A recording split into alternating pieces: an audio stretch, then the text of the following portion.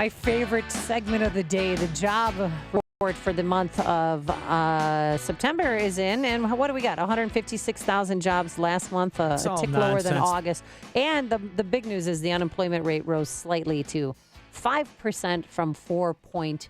And 5.2 is full employment. So at the same time you have full employment, you have more people on social benefits than ever in history. You have the lowest participation job rate in the last 45 years.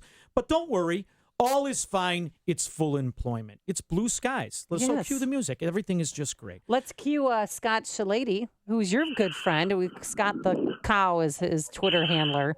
And he joins us on our Turnkey Pro answer line. Good morning, He's a smart Scott. son of a gun. Good morning. Scott, so break this all down for us. What does it mean? It's like a big cold bowl. You got to eat it, but you don't like it. I mean, at the end of the day, we've got a 5% unemployment rate. I just heard a little bit of what Sean was saying. But I want to ring the alarm bells out there because if we've taken our unemployment rate from 10% to 5%, and Sean's right, 5% roughly is full employment, but all the while, our GDP is shrinking. We can't look at any other number except what we actually make in this country. And it's 1.5%, 1.4%.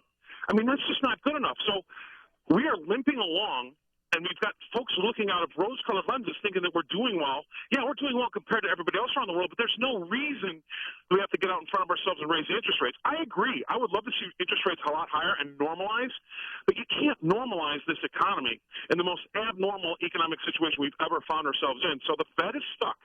They've pushed everybody out the risk curve, and everybody now owns equities. And they can't raise interest rates because they don't want to upset the equity market. But they've got a lot of people that want to raise interest rates to try to get some fat back in the system so people can start lending again. So it's a crazy environment when you start to talk about raising interest rates to help an economy out. But just think about that. Out of their minds.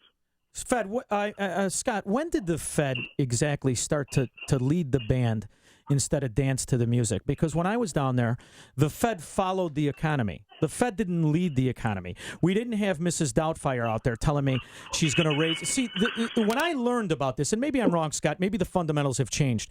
The only time rates were ever to increase was to slow down a thriving, a booming economy. You were to pull it back to fight inflation. That's what all the books I said is.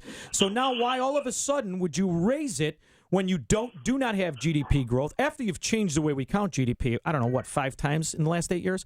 So when do we realize that we are strictly being manipulated and played?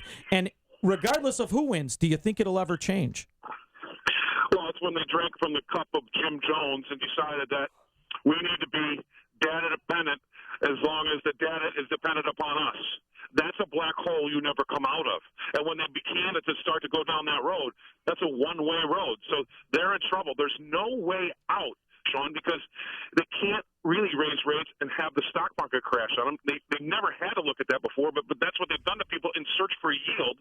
You know, these old folks that can't really live on their pension checks, if they have a pension, by the way, are in trouble. So the Fed is stuck. It's going to be interesting to see how they get themselves out of this because the data is definitely not coming through saying that the economy is on fire. And, by the way, I'll say this. For the last 5 or 6 years, we've been talking about a second-half rebound every year, and we never get it. And once again, this one's starting to melt through our hands like, sand through the hourglass of time. So we